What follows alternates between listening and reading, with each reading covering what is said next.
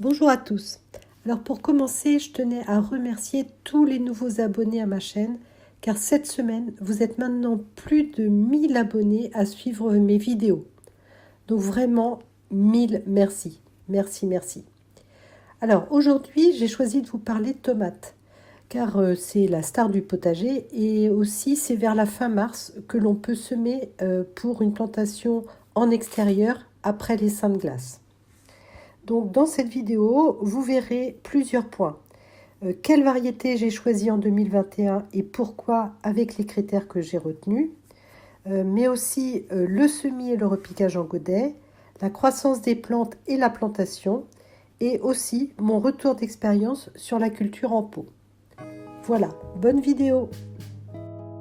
Alors pour choisir mes tomates, je cherche à avoir au moins 2 variétés précoces pour espérer récolter dès fin juin. Ensuite, pour les autres variétés, je vais chercher des récoltes abondantes car mon potager est assez petit et je veux optimiser l'espace. S'il y a besoin de critères supplémentaires, ce sera d'avoir des calibres, des couleurs et des formes différentes pour le côté esthétique. Alors ici, vous voyez mes 8 premières variétés que j'ai semées le 22 février. Donc pour ces nouvelles variétés, je cherche les informations sur Tomato Fifou. Et si tout va bien, je pourrais découvrir la Zolotoy Corolle, la Machenka et l'Icycle Orange. Donc voilà, les graines sont positionnées en face de leurs étiquettes respectives. Donc maintenant, je vais tamiser de la terre dessus et ensuite arroser. Donc voilà, je les ai recouvertes et maintenant j'asperge avec de l'eau de pluie. Voilà, je vais faire ça sur chaque alvéole. Et puis après, je vais les placer dans la maison pour que ça germe, puisqu'il faut que ce soit entre 16 et 18 degrés, ou 20 degrés, pour que la graine germe. Alors aujourd'hui, on est le 27 février. Et donc, c'est le début de la levée de mes tomates que je vais planter, j'espère, mi-avril sous serre. Dès le lendemain de la levée, on voit bien qu'elles cherchent déjà directement le soleil, la lumière. Alors, le 28 février, comme je voyais que ma stupice ne levait pas, et que c'était donc une de mes précoces auxquelles je tiens beaucoup, j'ai lancé par sécurité un deuxième semis avec la Black Prince Bio qui est très précoce et puis la Marmande qui est une EF1 mais qui est précoce aussi. 2 semaines après le semis, les levées sont plutôt hétéroclites et donc là je décide quand même de rempoter en godet.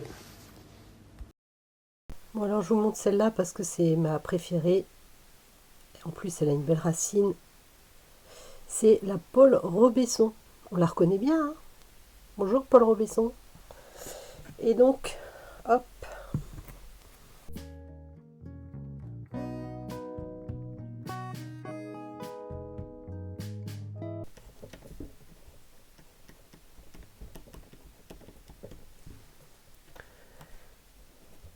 Du 22 février. Clac. Et un petit arrosage.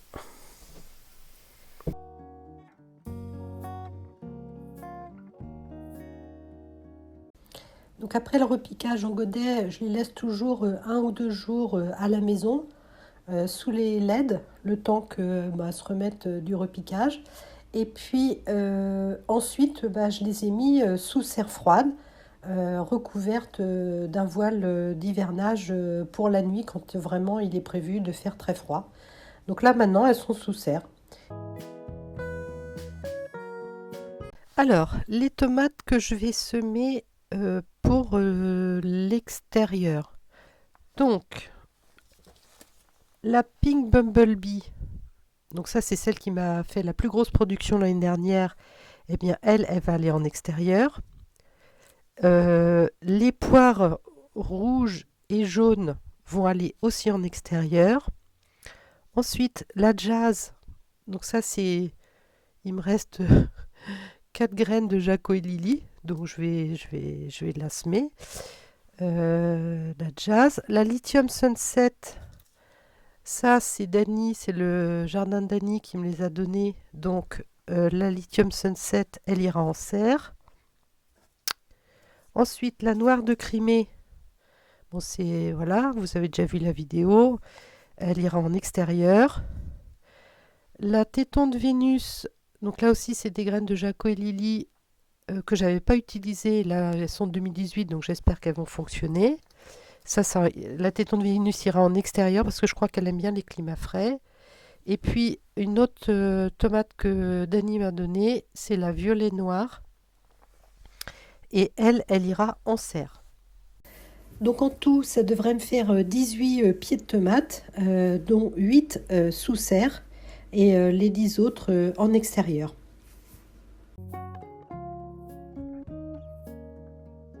Alors pour savoir comment ça se passe ensuite au niveau de la croissance des plants et de la mise en pleine terre, hein, que ce soit en serre ou en extérieur, je vous invite à regarder ma vidéo de l'année dernière, dont le lien s'affiche en haut à droite. Car j'avais tout détaillé du semis jusqu'à l'apparition de la première tomate. Alors l'année dernière, comme je m'étais un peu enflammée lors des semis, j'avais semé 5 graines par variété, je me suis retrouvée avec plein de pieds de tomates que je ne pouvais pas me résoudre à jeter. Donc j'ai planté pas mal de tomates en pot. Et je voudrais vous faire le retour d'expérience sur cette culture. Pour moi, il y a 3 inconvénients à la culture en pot. Donc le premier inconvénient qui pour moi est majeur, c'est l'arrosage. En effet, l'été, il faut en fait arroser tous les jours. Et personnellement, moi, j'ai pas trouvé de système efficace et satisfaisant. La bouteille retournée, ça se bouche, ça fonctionne pas. Deuxième point d'attention, c'est la taille du pot. Donc l'année dernière, j'avais acheté des pots spécial tomates en jardinerie avec une réserve d'eau. Et j'avais mis dedans mes tomates cerises. Donc la croissance des pieds a été telle que j'ai dû les attacher à des chaises ou au mur pour qu'elles ne tombent pas, soit à cause de leur propre poids, soit à cause de coups de vent, parce qu'on a eu quelques petites tempêtes pendant l'été. Donc il faut un pot vraiment en rapport avec la taille de la tomate. Donc le seul pot qui a bien fonctionné l'année dernière, c'est celui de la Cini, car cette tomate, elle a un port déterminé, c'est-à-dire qu'elle ne dépasse pas 1 mètre à peu près. Et par chance, j'avais choisi un très grand pot. Donc vous le voyez à l'image. Et d'ailleurs, cette année, c'est la seule tomate qui sera en pot et dans le même pot que l'année dernière. Le troisième point d'attention, c'est l'emplacement du pot. Parce que du coup, comme elle est en pot, on se dit, tiens, je vais pouvoir la bouger de tel endroit. Si elle a un endroit où tout d'un coup, il y a trop de soleil, elle a trop chaud, je vais la mettre à l'ombre. Donc moi j'avais mis les pots sur des roulettes et donc quand par exemple celle qui était près de la cabane, quand je savais qu'il allait vraiment tomber des cordes, eh bien je déplaçais mon pot à l'intérieur de la cabane pour que lors des fortes pluies, ce pot soit protégé. Donc vous voyez bien qu'il faut un gros pot, mais que plus il est gros, plus il est difficile à déplacer. Donc il y a le système des roulettes, mais anticipez quand même l'emplacement parce que vous serez tenté de déplacer le pot. Enfin, je vous présente le tableau que je me suis fait cet hiver quand j'ai navigué sur Tomato Fifou pour avoir les caractéristiques des tomates. Et donc vous avez là les principales colonnes qui me permettent de m'y retrouver parmi toutes les variétés et si je vais les mettre en serre, si je vais les mettre en extérieur, si je vais les mettre en pot. Et aussi dans ce tableau, je note la productivité des plants que j'ai cultivés l'année dernière et celle espérée des plants que je ne connais pas. Voilà, vous savez maintenant comment j'ai choisi mes variétés pour 2021, comment je les ai semées, où je vais les planter. Donc il y a encore beaucoup de choses à dire sur la culture des tomates et je vous invite à suivre mes visites du potager mensuel pour suivre leur évolution ou à regarder mes autres vidéos sur le sujet. Voilà, je vous souhaite une bonne fin de journée et bon jardinage à tous.